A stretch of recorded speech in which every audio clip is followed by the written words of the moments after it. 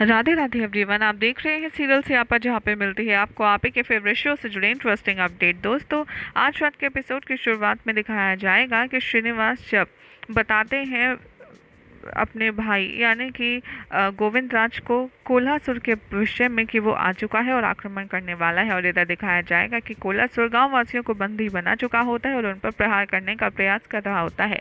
यहाँ पर पद्मावती को भी पता चलता है और भार्गवी को भी पता चलता है कि यहाँ पर एक असुर आया है जिसने आक्रमण किया है और गांव के लोगों को बंदी बनाया है, और वो दोनों चिंता में पड़ जाती हैं। और इधर दोनों ही अपने अपने प्रेमियों का इंतजार कर रही होती हैं, जिसे सुनकर धीरे धीरे करके सभी एक के बाद एक वहां पहाड़ी पर पहुंच जाते हैं, जहां पर वो असुर सबके ऊपर प्रहार कर रहा होता है। इधर दिखाया जाएगा कि ऋषि भृगु ऑलरेडी वहां पर मौजूद होते हैं, कोलासुर से युद्ध करने का प्रयास कर रहे होते हैं, लेकिन उनकी शक्तियां पूर्ण नहीं होती हैं और वो बार बार उनके सामने परास्त हो जाते हैं। इधर ही दिखाया जाएगा कि जो वासु है वो आएगा कोलासुर से, वो कहेगा कि उसे पहले किस किस को खत्म करना है। ये बात सुनकर कोलासुर को क्रोध आएगा और वो उल्टा वासु पर ही प्रहार कर देगा, जिसे देखकर वहां पर श्रीनिवास और वेंकटेश दोनों ही आ जाएंगे। उससे पहले कोलासुर यहाँ पर यह अनाउंसमेंट कर चुका होता है कि यदि श्रीनिवास और वेंकटेश नहीं आए तो मैं एक एक करके सबको मृत्यु दंड दूंगा। इतने में ये दोनों आ जाते हैं। उसे देखकर भार्गवी और पद्मावती दोनों ही प्रसन्न हो जाती हैं, और यहाँ पर जो गोविंद राज है वो इन दोनों को एक साथ देखकर इतने हैरान होते हैं कि ये दोनों तो एक ही हैं, तो फिर ये दो अलग अलग रूप में कैसे आ सकते हैं। यहाँ राजा आकाश भी पहुंच जाएंगे अपनी सेना के साथ और सब कोई वहाँ मौजूद होगा, जिसके बाद में कोलासुर प्रहार कर रहा होता है वासु के ऊपर।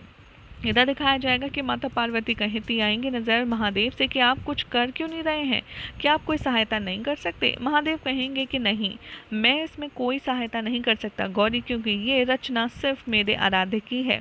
वो दो अलग अलग रूप में आए हैं, वो चाहते तो एक रूप में भी आ सकते थे, अर्थात उनका इसके पीछे कोई योजना है जिसे मैं विफल नहीं करना चाहता, इसलिए मैं कोई मदद भी नहीं कर पाऊंगा। या वासु को प्रहार से बचाने में श्रीनिवास मदद करते हैं और दोनों मिलकर के वेंकटेश और श्रीनिवास वासु को बचाते हैं और कोलासुर का प्रहार करते हैं और दोनों उनसे लड़ते हैं। इसी बीच में दिखाया जाएगा कि वासु एक बार फिर से आएगा कोलासुर के पास और कहेगा कि उन्हें श्रीनिवास और वेंकटेश को ख़त्म करना है, लेकिन एक बार फिर से कोलासुर को क्रोध आएगा और वो वासु पर प्रहार करने वाला होगा। इस बार तो उनकी जान ही लेने पर आतुर हो जाएगा।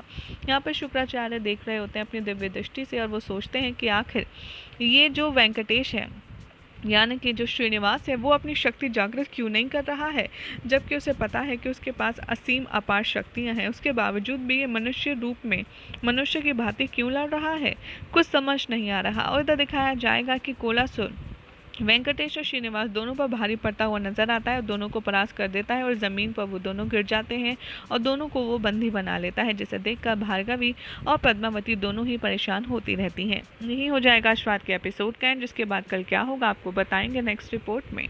ऐसे ही मज़ेदार अपडेट्स के लिए चैनल को सब्सक्राइब कीजिए, वीडियो को लाइक शेयर करना ना भूलें।